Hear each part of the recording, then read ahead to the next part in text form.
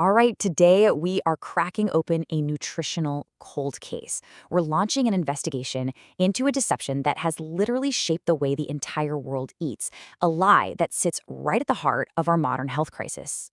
And this is the central mystery of our case. I mean, think about it. For over half a century, we've done what we were told: eat low fat, watch your cholesterol, count your calories. So why, as this slide asks, are we sicker than we've ever been? It's a huge paradox, one that kind of suggests that the advice itself might have been built on a lie from the very beginning. And here it is. This is our crime scene. The data, as you can see right here, is just staggering. Ever since the 1970s, right as those low-fat guidelines became official policy, the rates of these chronic diseases have just exploded. In the US alone, more than 2/3 of adults are now considered overweight or obese. So if the official diet was supposed to be the solution, what went so horribly wrong?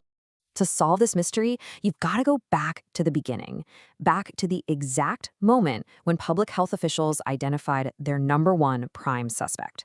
In the midst of rising panic over heart attacks, the entire scientific community basically zeroed in on one single nutrient: saturated fat. You know, the stuff in butter, red meat, eggs, was suddenly named public enemy number one, accused of clogging up our arteries.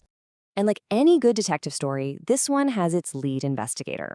In this case, it was a guy named Ancel Keys. He was a charismatic, incredibly influential American physiologist. And Keys was absolutely convinced he had found his man, and boy did he have the ambition to make the entire world believe him too. The key piece of evidence that really sealed the deal was the 7 countries study. Now, this study showed a correlation between how much saturated fat people ate and deaths from heart disease. As you can see on this timeline, this one idea was so powerful that it just steamrolled any competing theories. And by 1980, boom, it became official government policy, changing the diet of millions of people overnight. But here's the twist. What if the lead investigator had total tunnel vision? What if there was another suspect, another clue that was deliberately ignored? And this is where our contrarian voice comes in: a British nutritionist named John Yudkin. While everyone, led by Keys, was building the case against fat, Yudkin was over here gathering evidence against a completely different culprit. In his 1972 book, Pure, White, and Deadly, he argued that the real danger wasn't fat at all. It was sugar. So back in the 1960s, nutritional science was at this huge crossroads. You basically had 2 competing theories. On one side, you have Keys pushing for a low-fat diet. On the other, you have Yudkin arguing that it was our soaring sugar consumption that was the real cause of these so-called diseases of civilization. I mean, these were completely opposite solutions to the very same problem. And Yudkin was absolutely certain. He could see that humans just hadn't had time to adapt to this massive flood of refined sugar in our modern diet. But his warnings? Oh, they weren't just ignored. They were actively suppressed. The scientific establishment, which was heavily influenced by Keys and some really powerful industry interests, basically set out to ridicule Yudkin's work. They damaged his reputation and pretty much buried his research for nearly 50 years.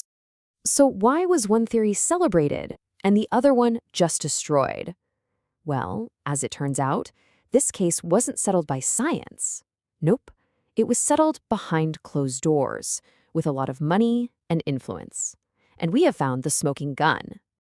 So get this. Hidden away in internal industry documents, we find a conspiracy with a code name Project 226. The Sugar Research Foundation, a really powerful trade group, was getting nervous about new science pointing to sugar as a cause of heart disease. Their response wasn't to fund better science, it was to fund bot science. And look, this isn't some vague memo we're talking about. It's crystal clear. An internal directive flat out stated the project's goal was to refute evidence linking sugars to CHD. The goal was never to find the truth, it was to manufacture a specific conclusion, clear sugar's name, and pin the whole thing on fat. It was basically a scientific hit job. So for what amounts to about 50 grand in today's money, the Sugar Research Foundation paid 3 prominent Harvard scientists to write a literature review. And that review, published in the super prestigious New England Journal of Medicine in 1967, did exactly what it was paid to do. It downplayed any links to sugar and pointed the finger squarely at saturated fat. And the most crucial detail, the sugar industry's funding and their role in the whole thing was never disclosed. And just like that, the cover-up worked. With fat officially the bad guy and sugar off the hook, the stage was set for a massive transformation of our food supply, a change that would have absolutely devastating consequences. I mean, think about it. When you take the fat out of food, what happens? You take out the flavor. So to make all their new low-fat products taste good, the food industry needed a replacement, and they found it in high-fructose corn syrup. It was cheap, it was incredibly sweet, and you could add it to just about everything. And the industry didn't just sprinkle in a little sugar. No, they weaponized it.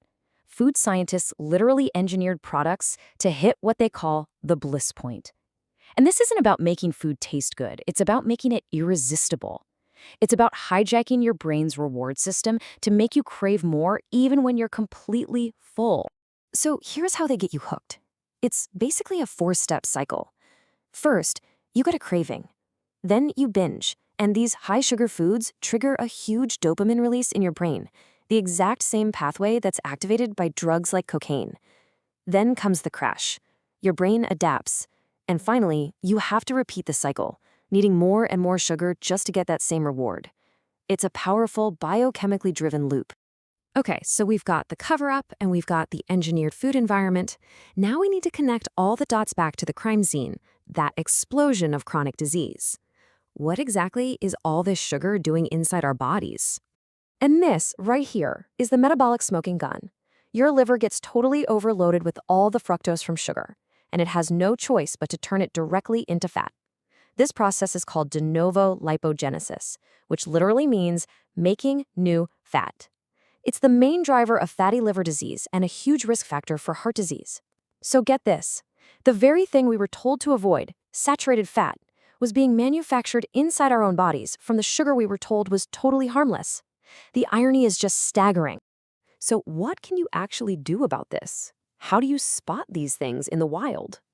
Well, a really practical way to identify these engineered products is to just look for ingredients you would never have in your own kitchen.